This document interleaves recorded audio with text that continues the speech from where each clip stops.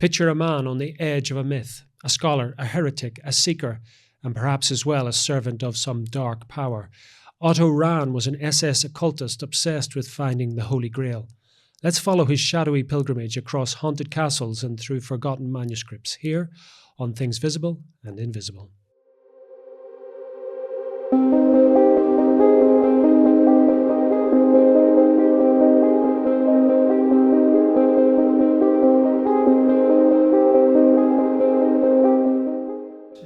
Richard Stanley is a filmmaker, anthropologist, and esoteric scholar.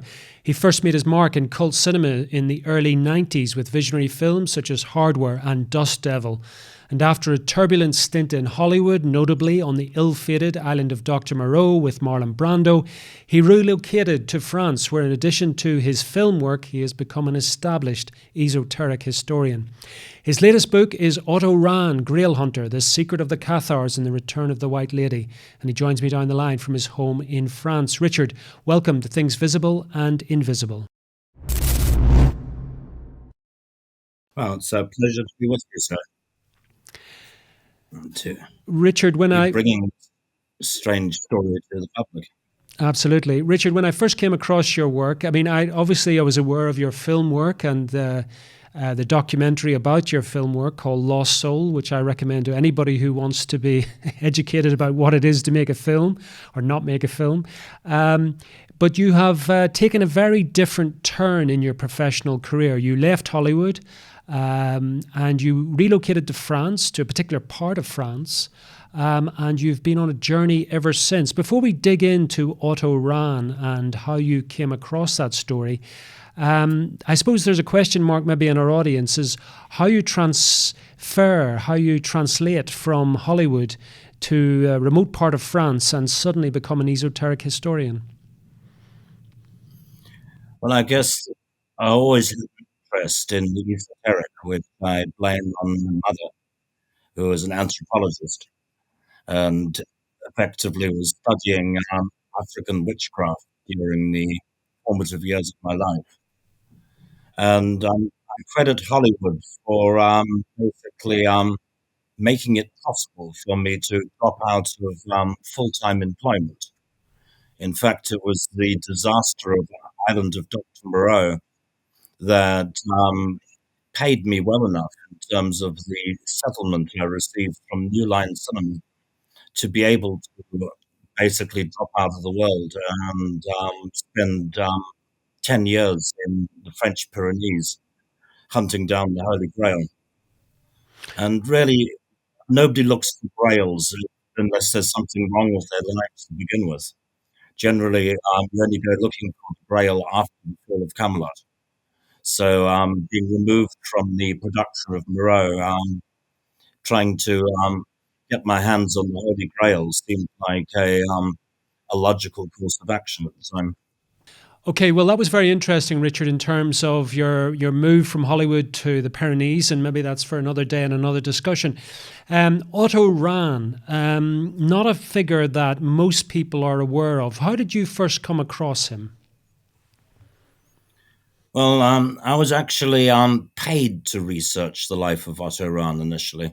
I had the good fortune of being commissioned by Channel 4 Television in the United Kingdom in way back in the summer of 1990 to research the backstory to Raiders of the Lost Ark, the incredibly popular Spielberg movie. And effectively, they sent me to Europe on an all-expenses-paid research trip to see if I could find any surviving members of the Nazi archaeological group, and to find out whether or not it was true that they were actually looking for these talismanic power objects, the Ark of the Covenant, the Holy Grail, the Spear of Longinus, and to see if there was anyone left alive who would be prepared to be interviewed for British television, which was an intriguing job. And in the course of this research, I found there wasn't an Ark of the Covenant story to be had, but there was a Nazi Grail story. And there was this mysterious figure of Otto Wilhelm Rahn, the German Jewish etymologist and amateur historian who effectively became Heinrich Himmler's Grail hunter in the 1930s. And at that time, as there was no death certificate for Otto Rahn, I set about trying to find him in the hope that I could interview him, and also in the hope that if he found the Holy Grail and we found Otto, that, maybe we could get our hands on the cup. It sounds absolutely fascinating, but you've said something there which will intrigue us straight away, and that is that Otto Rahn was Jewish. You better give us a little bit of a bio on Otto Rahn. What was his background before he started hunting for the Holy Grail? Well, Otto was a lonely, bookish kid born in 1904 who grew up in the Black Forest. His dad was a magistrate. They kept moving from town to town, so I don't think he made a lot of friends. He was bullied at school and retreated into fantasy and into medieval history. They grew up close to Wildenburg Castle, where Wolfram von Eschenbach wrote the troubadour epic Parsifal, which is about the quest for the Holy Grail. So he must have been familiar with the stories of the Grail and the Knights of the Round Table since early childhood. And then in later life, when it came to writing his doctoral thesis, he set about trying to establish that these myths reflected an actual history and to try to find real historical evidence of some of these apparently mythological figures, and including the potential whereabouts of the Holy Grail, the one of the most mysterious and sacred relics in Christendom. Otto did this very much off his own bat. I think he was independently obsessed with the subject. A lot of people prefer to imagine he was working for one secret society or another, but I think his quest was a personal spiritual journey, and this compelled him eventually to come to the mountains of southern France, and brought him to the castle of Montségur, which Otto identified with the Grail castle of Montsalvache in Wolfram's 12th century masterpiece. So the research he conducted here during that time, which was surprisingly practical and pragmatic. I mean, he took hundreds of photographs and also spent about a year excavating the caves in the valley of the Ariège, and removed actual artifacts, actual physical relics from the caves. So there's a sense throughout that the Grail, while being a spiritual metaphor, is also kind of a talismanic power object that he was very much searching for. And it was only after he'd written his first book, a book called Crusade Against the Grail, that the Nazi hierarchy even became aware of him. Okay, well, before we get into that, Richard, because you've given us a lot of information, I want to unpack some of it. First of all, I mean, you said the Grail was of great spiritual significance to Otto Rahn. Otto Rahn was Jewish. The Holy Grail is very much part of Christian iconography. Was it? I mean, how did he sort of was he a particularly religious Jew, or was this an object that he saw had power much beyond any kind of Christian revelation? Yeah, Otto is Jewish through his maternal line, and I guess they say if your mum's Jewish, that makes you Jewish. But I don't believe he identified as a Jew. Otto very much identified as a heretic and a pagan. He says, "My ancestors were witches, and I am a heretic," which puts it very directly. He learned of the persecution of the witches and heretics in the Black Forest and in the area where he grew up very early on, and wrote a thesis on a notorious witch hunter from the 16th century, Conrad von Marburg. And I think he wanted to bring this hidden history to light. And then when he came to the south, he realized that here in the French Pyrenees, back in the 12th to the 13th century, there was another country here, a place called Occitania, where they spoke a separate language, Occitan, a country which has been completely wiped from the map by a genocidal campaign sanctioned by the Holy Roman Church that sought to utterly erase all trace of the culture that once flourished here. And I think Otto identified himself very strongly with that vanished tradition. I think he resented Christianity, which he saw as the oppressor, and he dreamed of being able to uncover an authentic European spiritual tradition, and to try in some way to bring that back to 20th century Europe. So just give us a bit of a time scale. I mean, when was he writing his thesis, which came to the attention of the Nazis? Well, Otto's book, Crusade Against the Grail, was published in, I think, 1934 and became a bestseller in Germany. And the story I got is that it was read by a teenage lady, Gabriella Wickler Deschent, who was working as a driver and switchboard operator for Heinrich Himmler's SS. Gabriella loved the book, and she recommended it to her employer, to the Brigade Führer, who then also liked the book.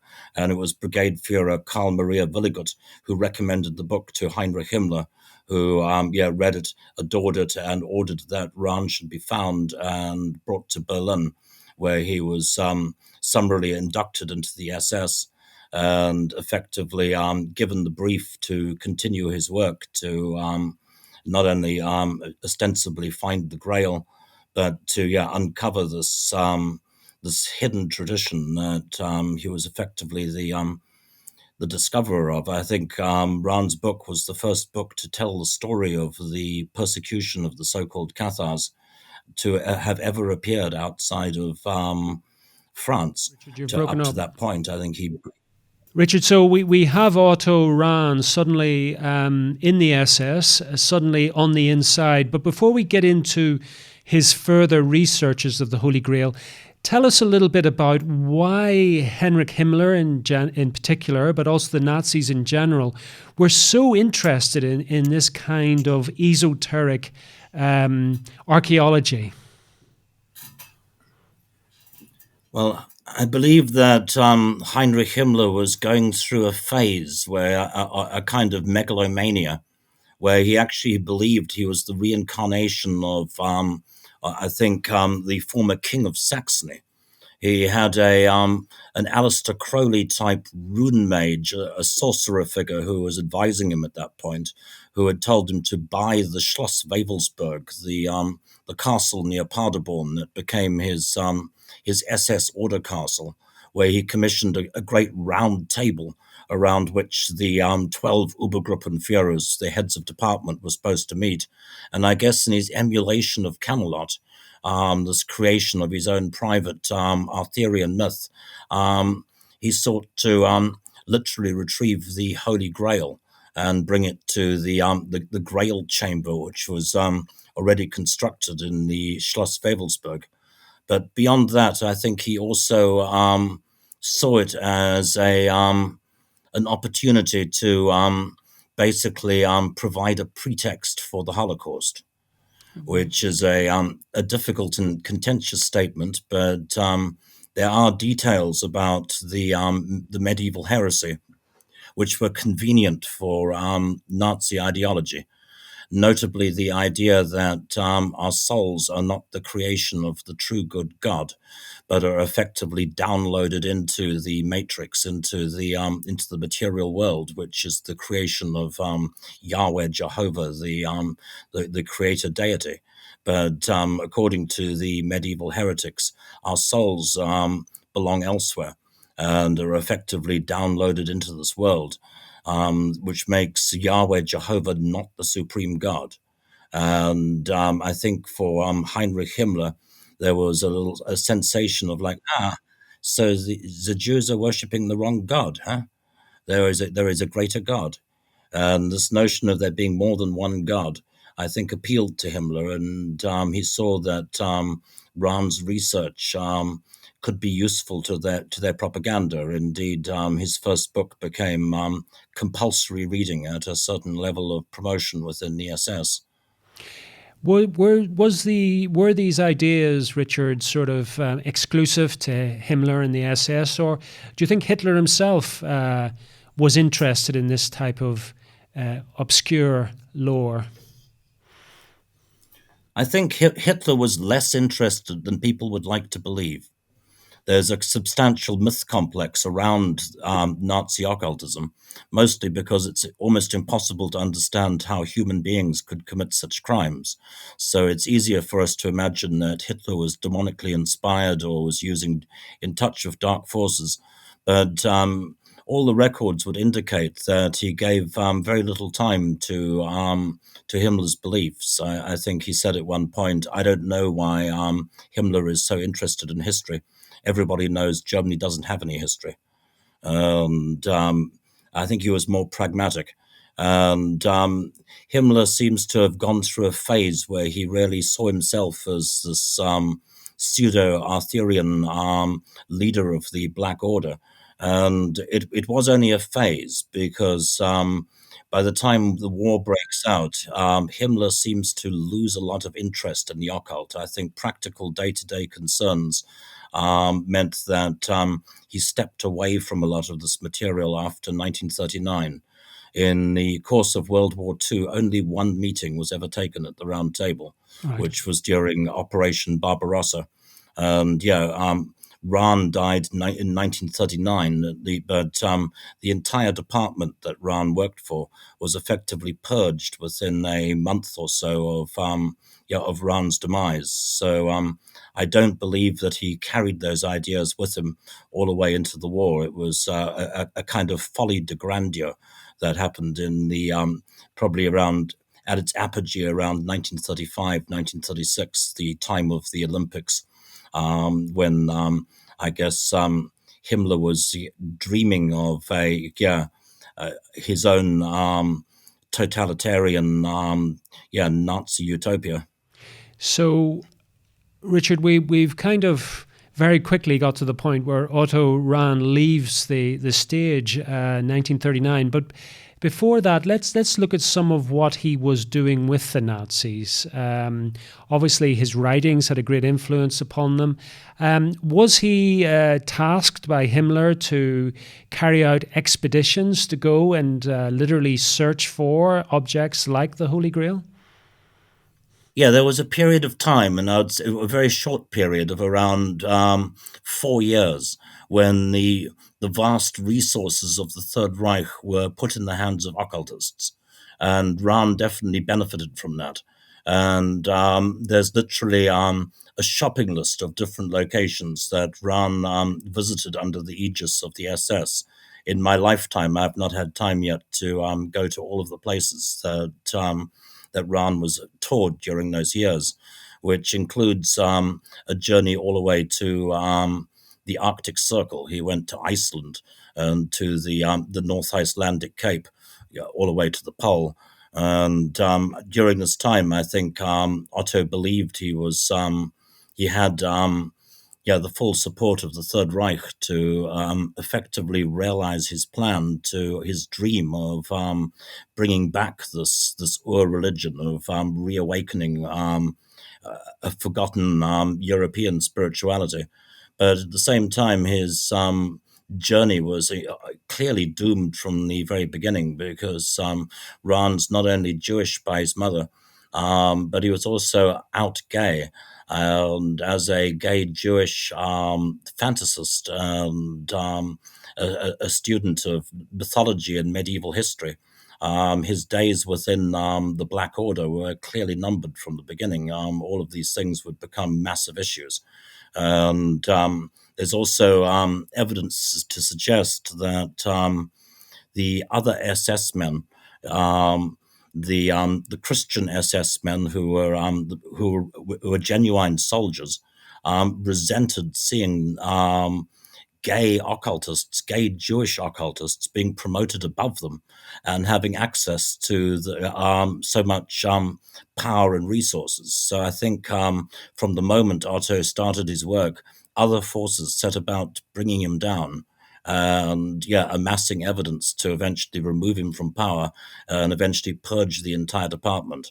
I think Himmler's personal adjutant Karl Wolff was fundamental in that effort to accumulate documents and data to basically expose what they considered to be the Luciferian element that had taken root within the Third Reich. Otto's days were numbered from the top. Also, he was a sensitive man and kind of dangerously honest. I think truth is one of the essential qualities of a quest knight, and Otto was maybe too honest for his own good when he filled in his Ahnenpass, the documentation to prove his alleged racial purity. He makes no effort to hide his Jewish roots. Which is an extraordinary thing. I have no idea what he thought he was doing submitting that document. It's on file with the Bundesarchiv, so we know he did that. And it's just the same as being out about his sexual preferences. Being out gay in the Third Reich was a very, very dangerous thing to do. And beyond that, when he after the Reichskristallnacht, after the anti-Semitic characteristics of the regime started to become apparent, he wrote numerous complaining letters to Heinrich Himmler and his personal adjutant, and was obviously horrified by what he saw going on in Dachau and Buchenwald, felt this would besmirch their honor, would look really bad in the history books. To quote his words directly, Otto says, "It is no longer possible for a tolerant, decent individual to live in the country that my homeland has become." Okay. So there was a degree of what feels to me almost like suicidal honesty. He thought that by telling this directly to Himmler and that something would be done, he didn't realize that the leadership was criminal to begin with, that the entire system was corrupt. He thought that if he could bring these abuses to light, that maybe Heinrich Himmler or Adolf Hitler would act to put an end to it. So, Richard, would you say that Otto Rahn's suicide, alleged suicide, I don't know what your view is on that, and we'll get that in a second, but do you think it was directly related to this, that as somebody who had Jewish blood, did he feel threatened at all by what he saw around him? And was this a kind of natural recourse to an exit rather than facing something which he saw his fellow co-religionists having to face?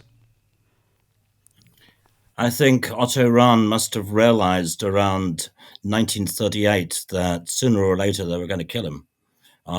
This must have become clear, and he also must have realized that he was going to end up in either Dachau or Buchenwald himself if he didn't get far away quickly.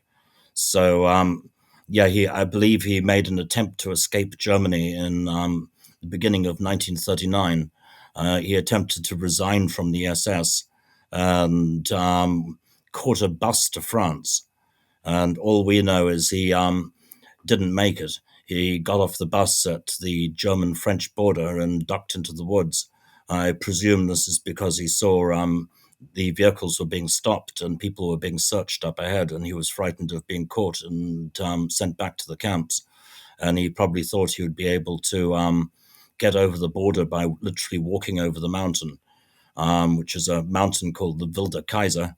And the last people to see him alive were two children who were playing in the snow outside their parents' farmhouse on the night of March 14, 1939, who saw a man dressed in black come out of the tree line just before sunset, who approached the kids. He appeared to be agitated, and they claim he had a golden watch, and came up to them and asked them if anyone knew what time it was. Does anyone have the time?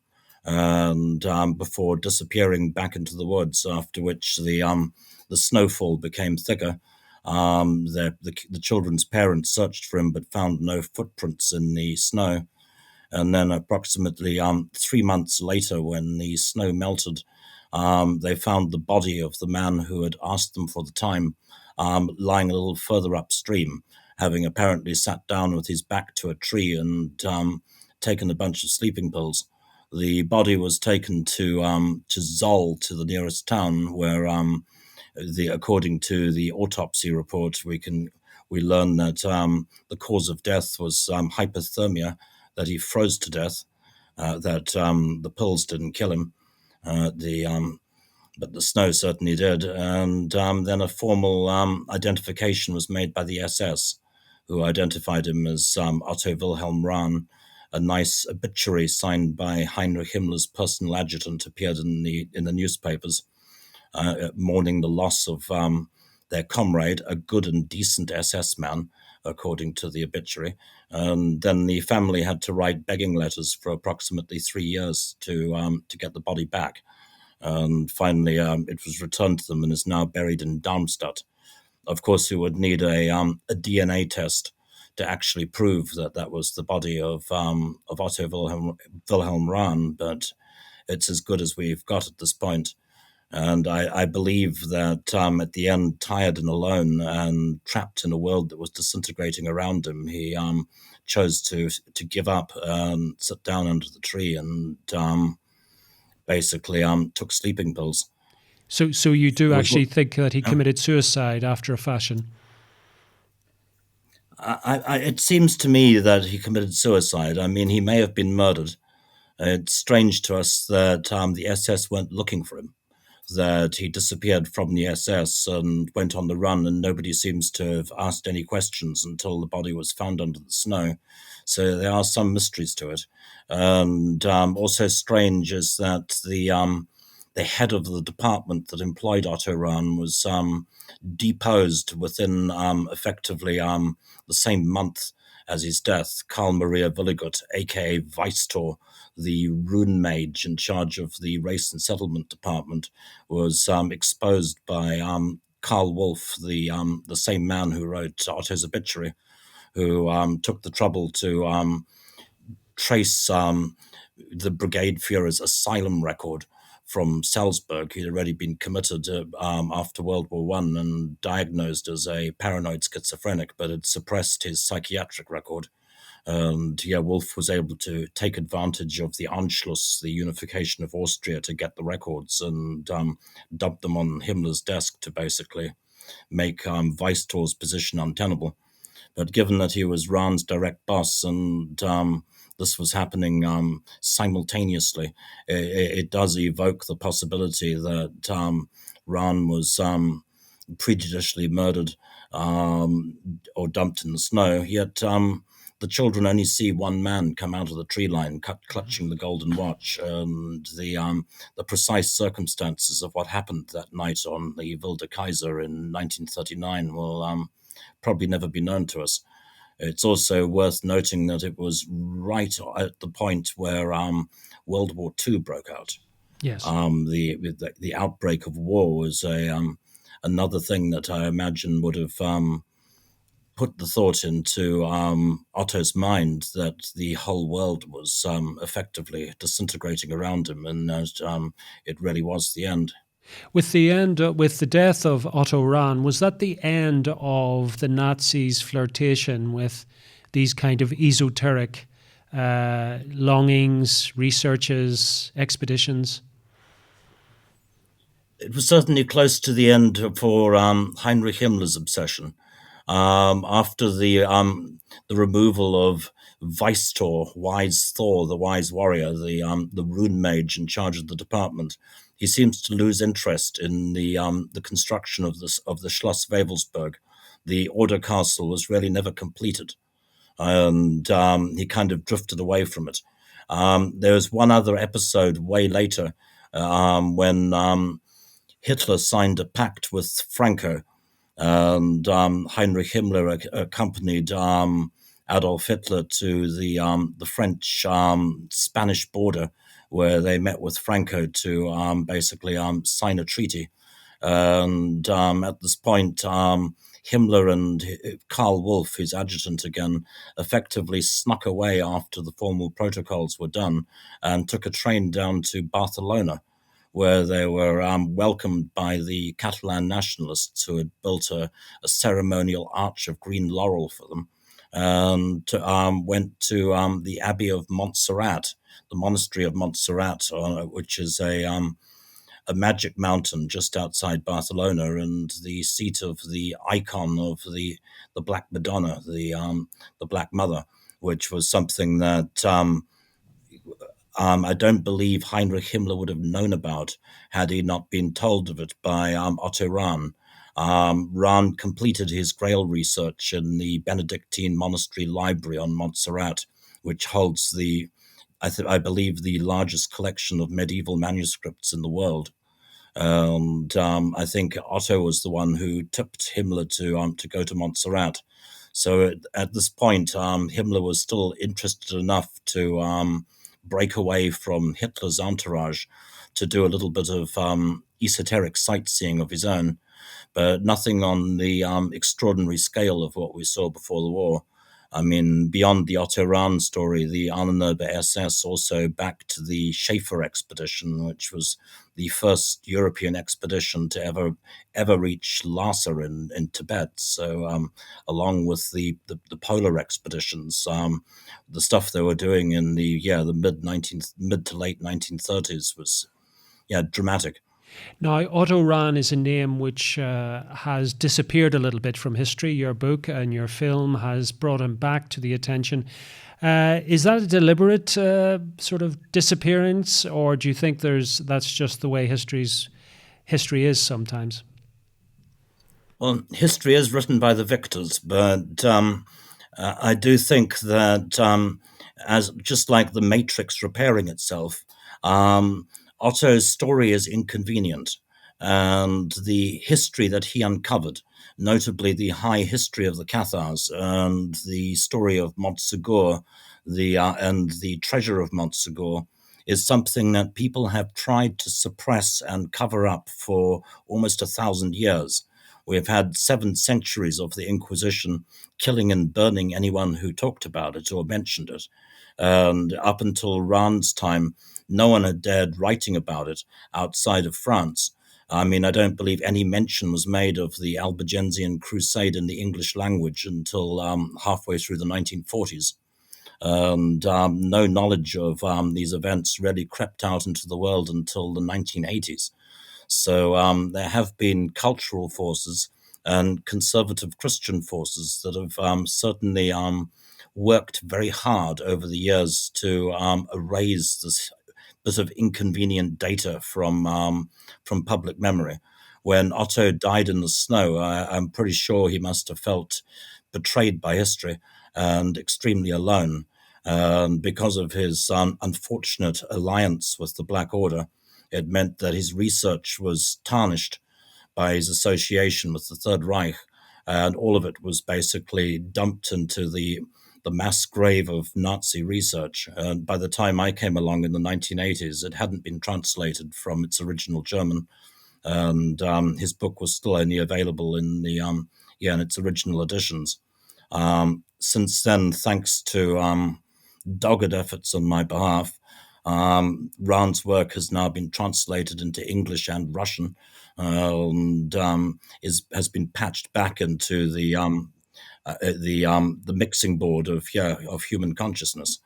So I would advise folk to read the material, to either get their hands on a copy of Rahn's book Crusade Against the Grail, or Otto Rahn Grail Hunter, my own Yes. tome, Well, now available from Simon and Schuster, which tells the tale. well, our time is drawn to a close, Richard, unbelievably so quickly. Tell people where they can find out more about you, your work, and also where they can pick up a copy of your book on Otto Rahn. Well, you can find Otto Rahn Grail Hunter, which is a fat 500-page opus of inconvenient data and hidden history, religiously fact-checked. It's basis of 30 years of work, basically online from Amazon. And it's from Simon and Schuster, published in the States by Inner Traditions. Hopefully it'll be in a decent occult bookstore near you somewhere. And you can find out, I guess, more about me from the website. Okay, that's fantastic for now. Richard, thank you so much for coming on Things Visible and Invisible. It's a pleasure, sir. Take care out there. Thank you for joining us on another episode of Things Visible and Invisible. We're dedicated to uncovering phenomena that challenge our understanding of reality, from ancient enigmas and paranormal encounters to scientific anomalies and forgotten histories. If you enjoyed this journey into the mysterious and unexplained, please consider subscribing to our channel and hitting the notification bell to stay updated on future explorations. Have a personal experience or story that aligns with our investigations? We'd love to hear from you. Visit our website at tvi.show and reach out through our contact form. While we can't feature every submission, we review them all, and your story might be featured in an upcoming episode. To support our continued investigations, please consider becoming a Patreon supporter or channel member. Your contributions make these explorations possible and give you access to exclusive content, early releases, and monthly behind-the-scenes discussions with our team. Don't forget to check out our merch store. We've got everything from TVI-branded t-shirts and hoodies to stickers and coffee mugs, perfect for showing your support while keeping the mysteries close. Thank you for watching, and we'll see you next time as we continue to explore the things visible and invisible.